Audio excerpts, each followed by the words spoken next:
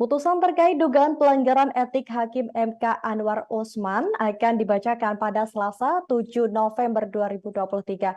Putusan ini menindaklanjuti perihal gugatan batasan usia Capres dan Cawapres yang menjadi pro kontra di publik. Hal itu disampaikan oleh Ketua Majelis Kehormatan Mahkamah Konstitusi Jibli Asidik pada Senin 30 Oktober 2023. Jimli mengatakan pembacaan putusan ini dilakukan sesuai dengan permintaan pemohon, di mana harus dibacakan sebelum tanggal 8 November yang menjadi batas akhir pengusulan Capres-Cawapres di KPU. Jika nantinya Hakim MK dinyatakan bersalah, maka nasib putra sulung Presiden Joko Widodo bisa terancam gagal melenggang maju di Pilpres 2024. Sebagai informasi, MK juga sebelumnya telah menggelar sidang pendahuluan dengan memanggil 9 hakim konstitusi selaku terlapor. Namun sidang tersebut digelar secara tertutup.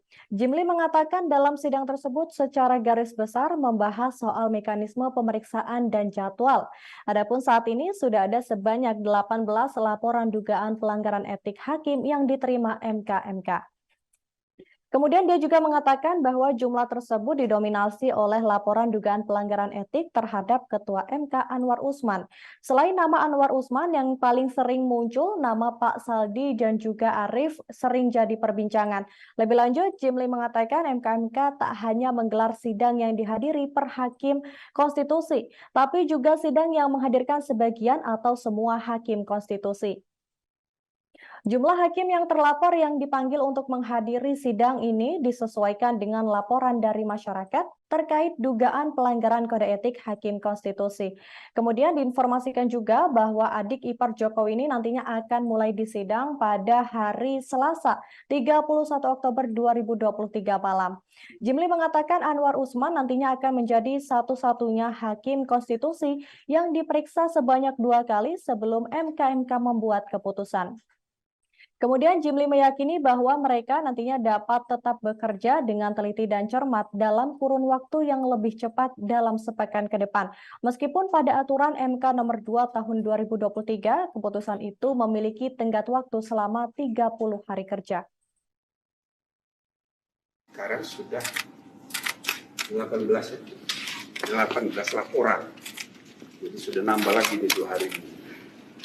Nah, dari 18 itu ada 6 isu, ya kan?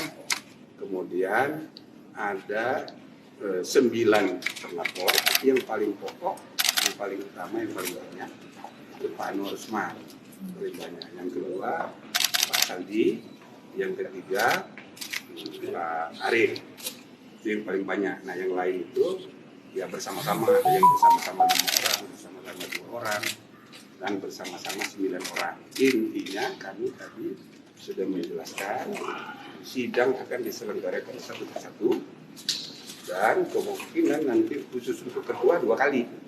Pertama besok dan kemudian yang terakhir diperiksa lagi karena dia banyak. Dan yang kedua mengenai jadwal. Kami tadi sudah membicarakan karena ada permintaan dari pemohon supaya keputusan kalau bisa sebelum tanggal 8. Nah, tanggal 8 itu kan kesempatan terakhir untuk perubahan paslon, kan begitu. Nah, kami mendiskusikannya, kesimpulannya adalah kita penuhi permintaan itu, maka kita rancang putusan ini harus sudah selesai tanggal 7. Tanggal 7, itu.